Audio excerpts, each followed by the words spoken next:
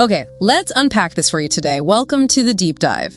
We look at the sources, pull out the key insights, really give you the shortcut to knowing what's important. And this story today, wow, it centers on Stanford University's Memorial Church. I mean, picture this beautiful place, an architectural crown jewel, right? Meant as this peaceful, non-sectarian sanctuary. Absolutely. A place you'd least expect violence. Exactly. But then, October 1974, something truly unthinkable happens there. We're talking about Arlis Perry. She was only 19, brand new to Stanford, just arrived 6 weeks before with her husband, Bruce, who was starting pre-med. And she apparently found real solace in that church, a quiet place for her. Yeah, but you mentioned the context of Stanford back then. It wasn't exactly peaceful overall, was it? No, not at all. Stanford in 74, it was tense. There was already this feeling of a reign of terror, as people called it. Several young women had been murdered nearby: Leslie Perloff, Janet Ann Taylor. Arlis, tragically, became the fourth in just, 19 months? 19 months, that's a lot. So it's a really grim backdrop. It really does. It primed the whole community for fear, maybe even for, jumping to conclusions later. So back to that night, October 12th. Arlis has a small argument with Bruce. Nothing major, apparently. She heads to the church. Just wants some time alone, maybe to pray. Right. A simple, understandable thing to do. But hours pass. Bruce gets worried, reports her missing, and this is where the first big wrinkle appears, right? The police show up, check the church doors. And they find them all securely locked. From the outside, solid. Okay, so how does that happen if she's inside? Exactly. And that's where the campus watchman, a guy named Stephen Crawford, comes in. He tells the officers, "Oh yeah, I saw her go in. I locked up after her." He claims he locked it after she went in, so that immediately creates this locked door mystery. It totally does. It sets the stage for 44 years of confusion based on that one statement. A foundational lie, really. And it gets worse, doesn't it? Who actually finds her body? Crawford himself. Around 5:45 the next morning, he calls it in.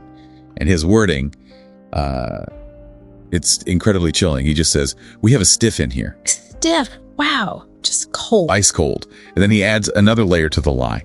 He claims one of the doors looked like it was forced open, but from the inside. From the inside, reinforcing his impossible locked door story. Precisely. Making it seem like she was trapped, maybe attacked by someone already inside, or... Yeah. Well, it just muddied everything right from the start. Let's talk about the scene itself. It was horrific. Her body found near the altar, nude below the waist, killed by an ice pick. Yeah, an ice pick to the head. Brutal. But the staging was also bizarre, deliberate. Can you describe that? The candles, her clothes. Right, it wasn't just a murder, it was a tableau. Altar candles were used profanely, one placed inside her body, another between her breasts, and her jeans were taken off and carefully arranged across her legs in a specific diamond pattern. Very ritualistic looking. That specific staging must have screamed something to investigators. Oh, immediately. It pointed everyone straight towards, satanic cults. Ritual sacrifice theories just exploded. And this was the 70s, the era of rising panic about that sort of thing. Exactly. So the investigation goes down that path. Meanwhile, the initial suspects are, naturally, her husband Bruce and the watchman, Crawford. Makes sense. The last person to see her and the person who found her. But here's where 1970s forensics really failed. They collected evidence, a palm print, a semen sample from the scene. They test them against Bruce and Crawford, and no match. No match to either of them. Catastrophic results, really.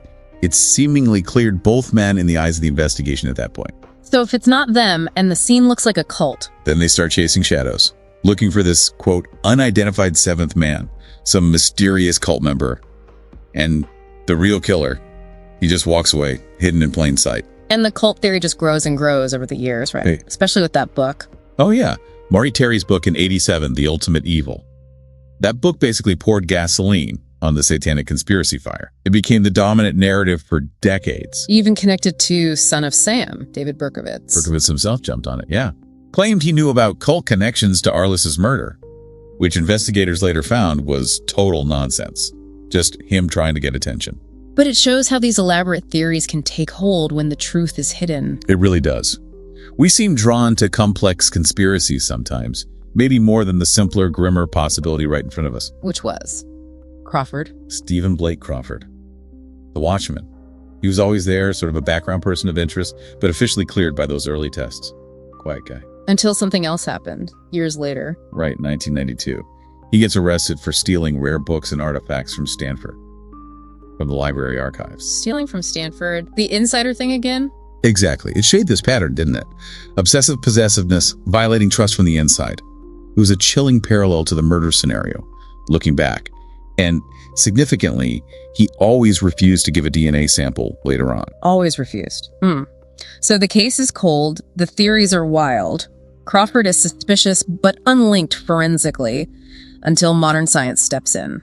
Thank goodness for cold case units and DNA advancements. In 2016, a detective, L.T. Rickalanis, is meticulously going back through everything, just painstaking work. And he finds something overlooked. He finds a critical error. Arlis blue jeans, the ones from the crime scene. They'd been mislabeled in evidence storage, marked as belonging to her husband, Bruce. Mislabeled for decades. So Alanis tracks down the correctly labeled jeans, Arla's actual jeans, And on them. a preserved sample. Preserved semen stain. Now, with modern DNA tech. They could finally get a profile and compare it. Exactly. They needed Crawford's DNA. Since he refused, they got it covertly. From items he discarded, trash he threw away, standard procedure in such cases. And the result, after 44 years, a definitive match. The DNA from Arlis Perry's genes matched Stephen Crawford. Irrefutable. wow, 44 years. The watchman, the one who found her, the one who locked the doors. The one who was cleared by flawed science decades earlier. So they have the evidence. They go to arrest him. What happens? June 28, 2018. Detectives arrive at his apartment to serve the warrant. As they approach, he committed suicide. Inside his apartment. Denied justice its final step in court. Unbelievable, a final act of evasion. And there was a final bizarre twist. Inside his apartment, investigators found a suicide note he'd written 2 years earlier. Dated 2 years before they closed in, he knew it was coming. Apparently anticipated it. And guess what else they found? A copy of Maury Terry's book, The Ultimate Evil, the very book that perpetuated the myth that helped conceal his guilt for so long. That is deeply ironic. The myth and the mundane reality right there together. Right. So the Santa Clara County Sheriff's Office closed the case. Closure, finally, for Arlis's family and the community, even without a trial. And think about Bruce Perry, her husband, the trauma he endured. Incredible story there. He goes on to become this world-renowned psychiatrist, specializing in childhood trauma, resilience, writes The Boy Who Was Raised as a Dog, an amazing example of post-traumatic growth. Truly extraordinary. It underscores that sometimes the most frightening evil isn't some grand conspiracy. No, sometimes it's quiet. It's an insider. Someone trusted, someone overlooked, an intimate violation hiding in plain sight. It really makes you think, doesn't it? About why we sometimes look for those complex, shadowy answers. When the truth, the scientific truth, might be simpler, colder, but maybe even more unsettling because it's so close.